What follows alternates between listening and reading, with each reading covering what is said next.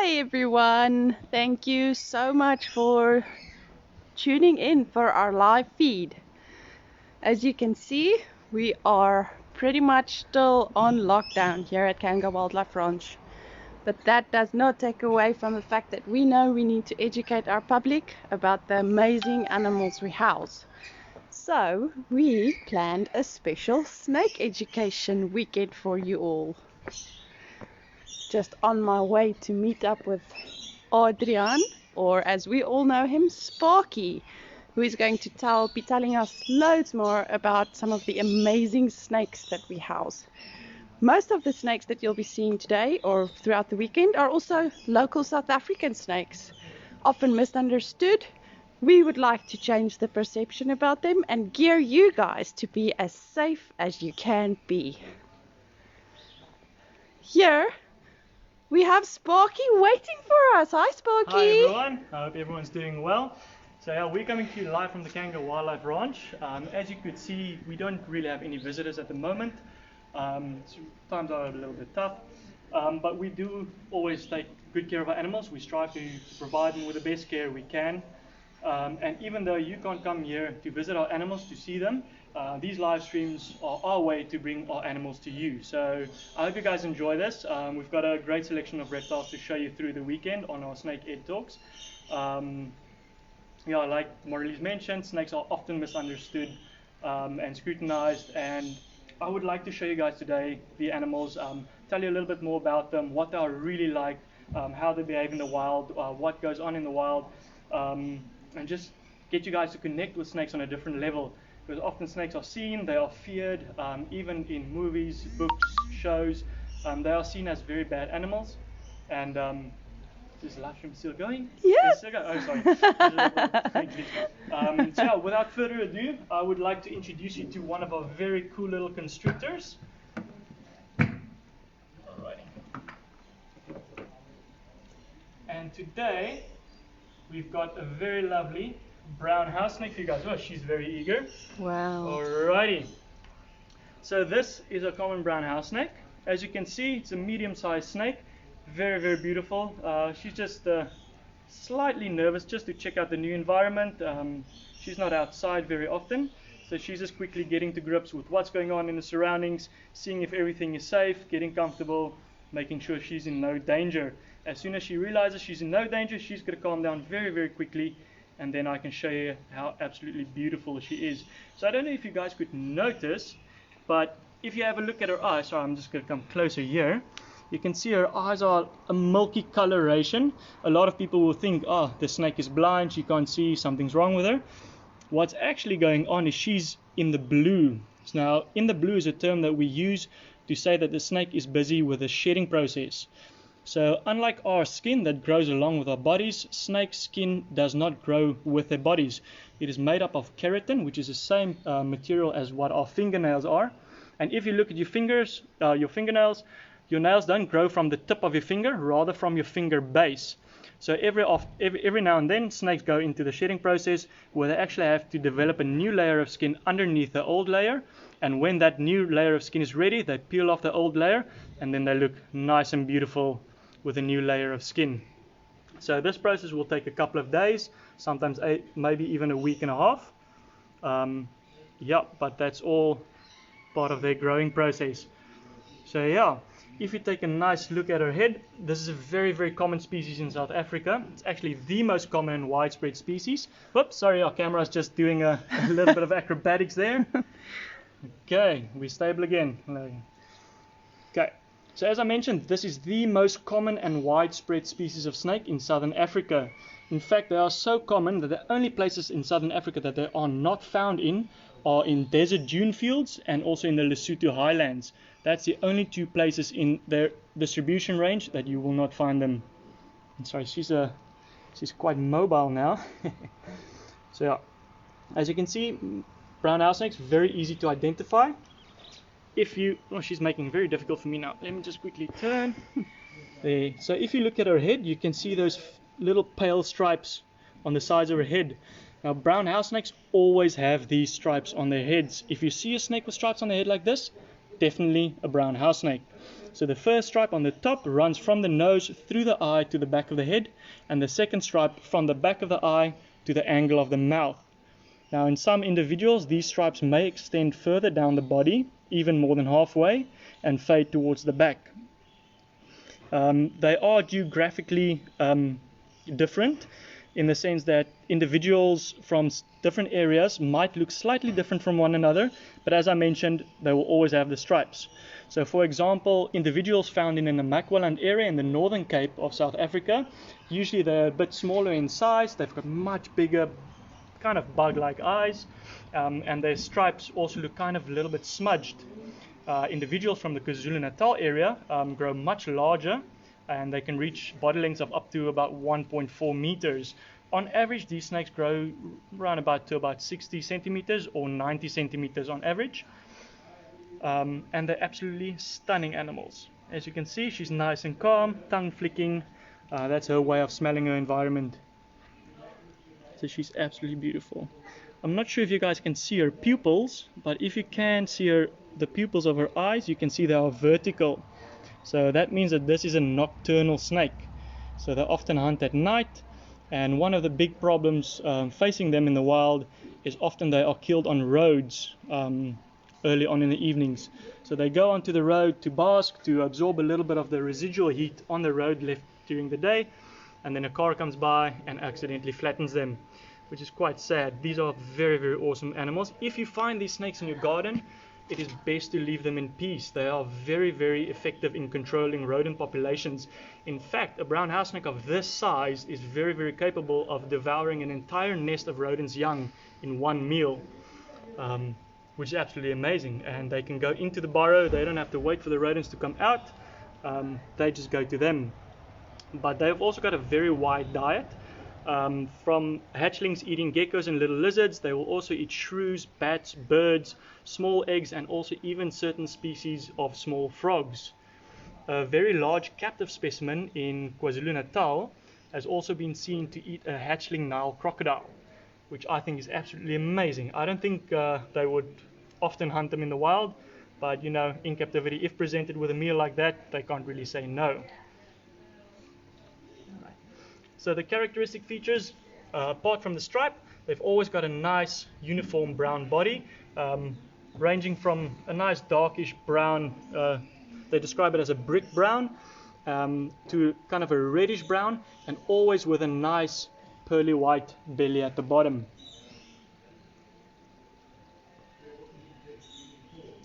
She's a little bit curious on the camera. What's that moving?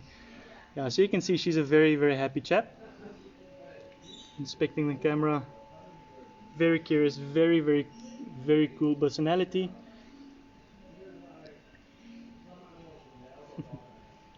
And as I mentioned earlier on in the video, this is a constrictor, meaning she's got no venom. Even if she bites me right now, it's not going to be more than a little bit of a sting, maybe a few droplets of blood, otherwise I'll be 100% fine. So they pose no threat to humans. Unfortunately, because of their close proximity to human habitations, as their name suggests, the brown house snake, they are very often found near human habitation. So either on your back porch, in your garage, in your tool shed, between your garden, everywhere you would find rodents in and around your house, it's very likely that you can find a snake like this. It is best to leave them alone, as they're keeping the rodents away. Unfortunately, not a lot of people like snakes. In fact, a lot of people fear snakes, and because of that fear, people absolutely ignore, learning more about snakes. They see a snake, nah, it's a snake, kill it, stomp on its head, I don't want anything to do with this, it's going to kill me. In fact, and then it's a snake like this, completely harmless and actually helping you. So they're very beneficial to us, and they're very easy to identify. A lot of people think this is a baby cobra, but yeah, it's not a baby cobra. Wow. Very curious. So usually at the start of spring or mid-spring, the females leave a scent trail for males to follow. When a male and female meet, they will mate, and the female in the start of the summer months will lay 5 to 18 eggs, ranging about 2 centimeters wide and about 4 centimeters long, so nice elongated eggs.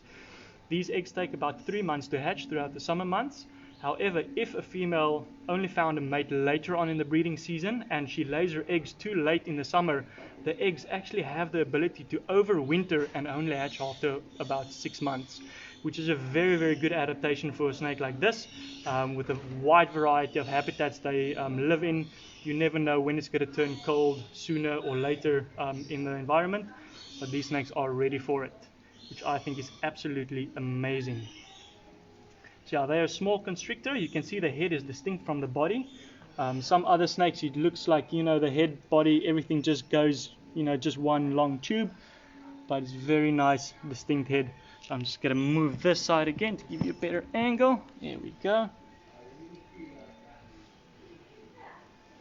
And as you guys could see, not even once has she tried to bite, even though if you do find one of these snakes in the wild, they will defend themselves. Sometimes they won't even strike at all, but when they do strike, it's nothing to worry about. All they want to do is just carry on. Look at her being cute.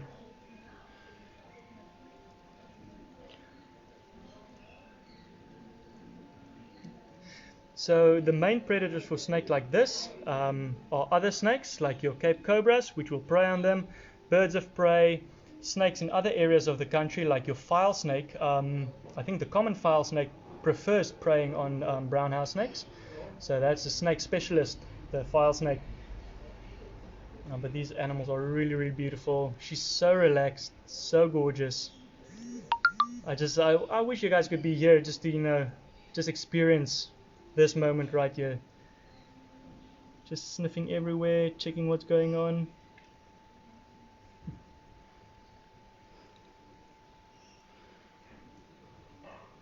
She's really curious about the camera. No, girl, that's not a mouse. Wow. Well, this shows everyone who's tuned in today just how soft-natured these beautiful snakes actually are. Thank you so much for everyone who has tuned in so far. Thank you for being open to learning more about these beautiful animals.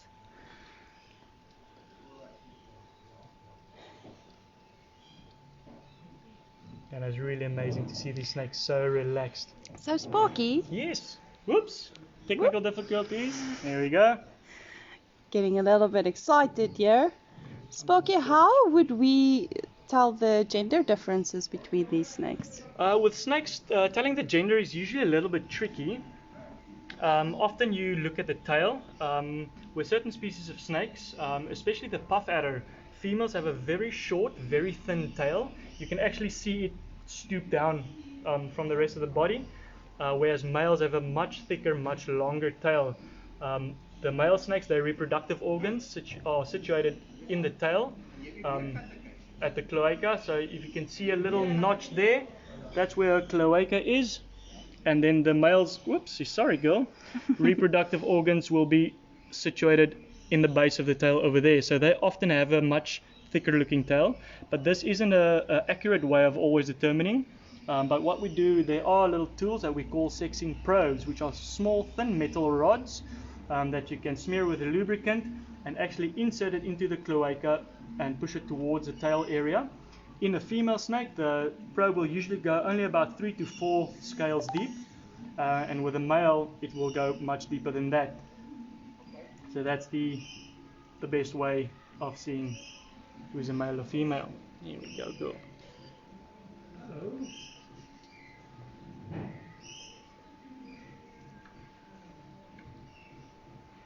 So yeah, when these snakes are hunting, they use an active hunting strategy.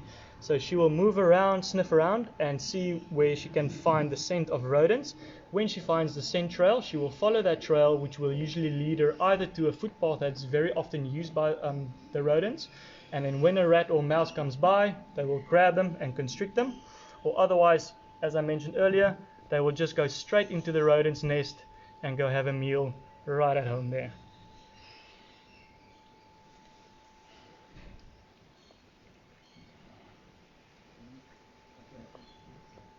Yeah, so very often people find snakes in the wild, either while they're hiking, cleaning their garages, or just crossing the street. The best thing to do when you find a snake in the wild is leave it alone. Even though curiosity is a natural part of human behavior, it is best to leave the snakes alone. If you come across a snake and you don't know what species it is, rather leave it be. Many species of snakes sometimes do look similar to one another. A big confusing species in South Africa is often the mole snakes, where adult mole snakes will look very much like Cape cobras. However, there are still very distinct features that do separate the two from one another. And even though snakes are more afraid of us than we are of them, if they are cornered, snakes will defend themselves. It is natural instinct. If someone comes running to you with a knife or a gun, you're either going to run the other direction or you're going to try and fight back. And that's exactly what snakes do. And in fact, most snake bites occur when people try to either capture or kill snakes.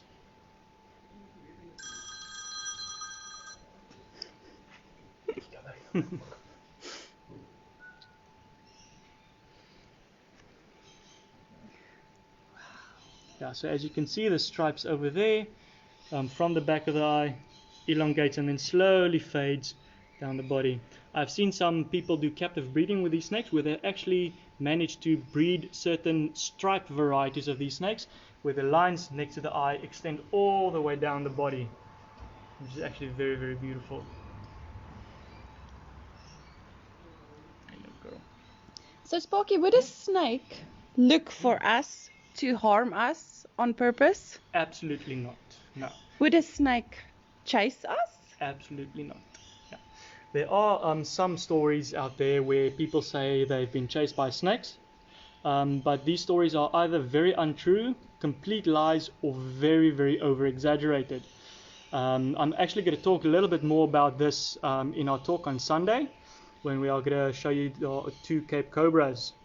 And I've got lots of stories to tell you guys there about stories that aren't true about snakes. But always, if you give a snake the room to escape, they will choose that option. If you do not, they are going to defend themselves.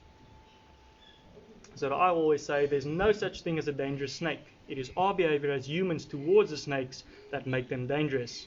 The same as if someone comes looking for trouble by you, you're going to defend yourself. Exactly the same what the snakes are going to do. I'm sorry, girl, you still comfy? There we go.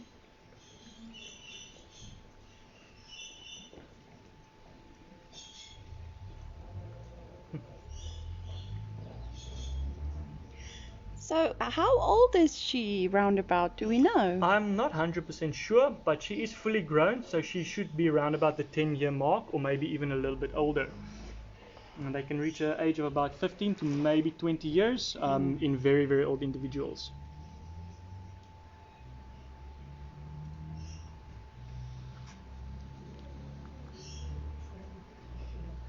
Absolutely nice, calm snakes.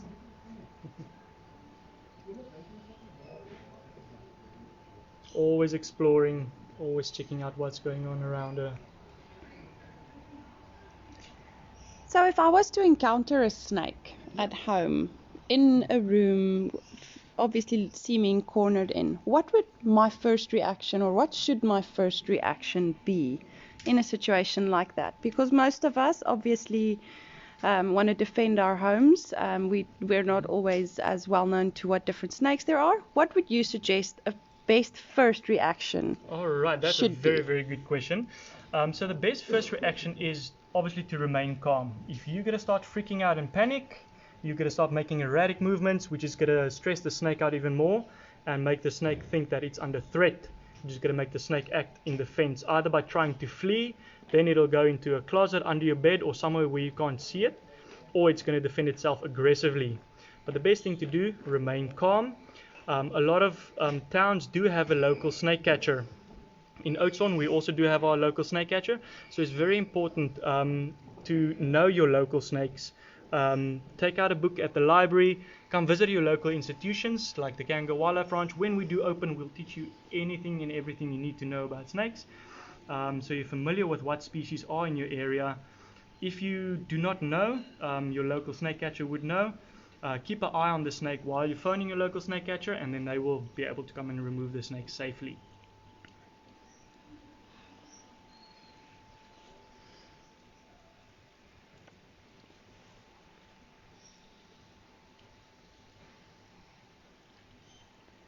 Okay, for all viewers, I'm just quickly going to flip the stream to a portrait scene. Oops, don't get dizzy now.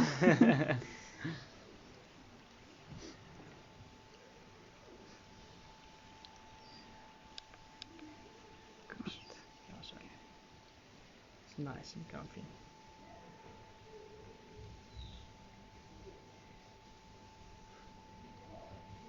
Wow. Oh, she's retreating here now. I think the angle that she's holding on is a little bit uncomfortable for her, so I'm just going to switch her over here. There we go. Big girl.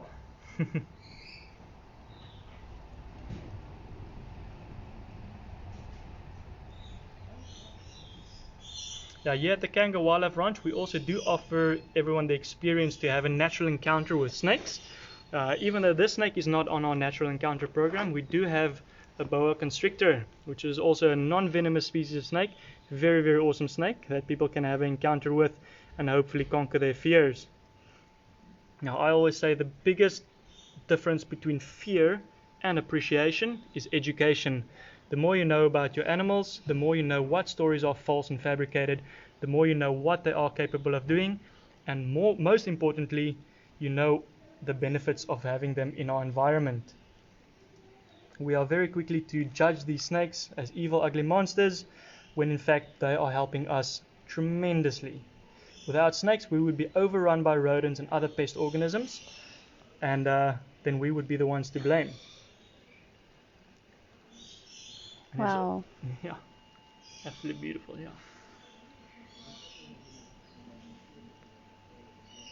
Are there any questions from our viewer side? Or can we read the comments at this moment? Not at this stage. Not at this stage, alrighty. No problem. Ah. Oh yeah, there we got the comments. Louisa, thank you so much for watching. Hi Louisa. Die wilt slabbert? Yes, just wanted to ask for a snake tour. We're happy to oblige. Tune in tomorrow and Sunday. We're going to have 2 other amazing species. And a hello Sparks. Hello, right back at you. Adriaan Hougaard. Hi, son. Hi, Mom. Hope you're enjoying this. Bertha Haasbroek. Hi, Sparky. Hello, We're Tanny. all here. That's my aunt from Canada. And then Kelly has also shared the stream. Thank you so much. Karina Marie Prinsloo is also watching. Hi. Renee Olivier sent you 2 snakes. We've got Trish Coot. Visited you some years ago.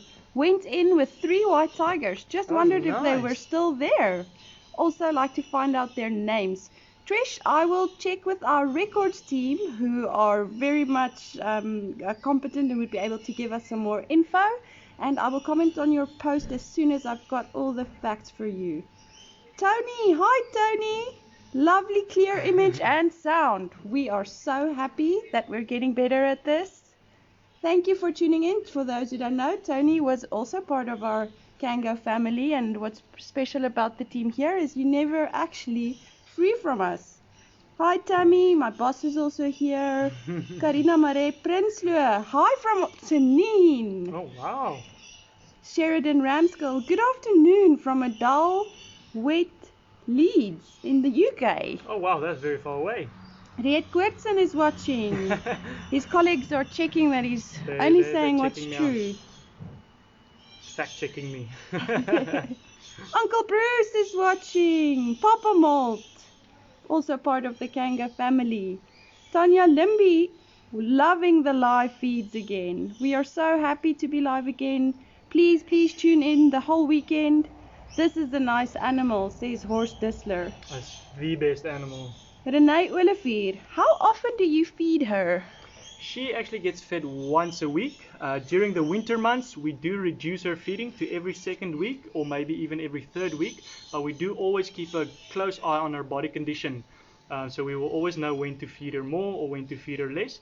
And also sometimes she will show us when she's hungry or not. The level of activity, when they're very hungry, they often flick their tongues very rapidly, very quickly in quick successions. Other times when they're not really hungry, they give 1 or 2 sniffs and then kind of just ignore the rat, which is a good way for us to gauge, when to feed or not. But on average, once a week. Louisa, she said hi back. Philip Norkia, very educational. Thank you. I'm glad you enjoy it. Lily, Lily, I'm so sorry. I'm not going to try to pronounce your surname. Hello from Estonia. Visited Kangaroo several years ago and had an amazing encounter with 2 cheetah brothers. Loved so it. sweet. Oh, thank you so much. Thank you for tuning in, and we hope you come back all the way from Estonia again soon as lockdown is lifted. We are about to tune out for this live feed. Please, please, please tune back tomorrow at 2. We will be meeting up with a Southern African python. And then Big on girl. Sunday, we've got a big one. 2 Cape Cobras. Live. 1 man, 2 Cape Cobras. It's going to be a good one. It's going to be a good one. I don't think we'll have both of them out at the same time. It's going to be a bit much, but we will definitely show you 2 cobras. They've got 2 very different personalities. We would like to show you guys. Yeah. Thank you, Sparky, for giving us some of your time. Absolute We pleasure. know you've got a lot of animals to go tend to, and we will catch up with you again tomorrow. Thank you very much, guys. I hope you enjoyed. And remember, there's no such thing as a dangerous snake. As long as you know what they are and you treat them with respect, they will treat you with respect right back.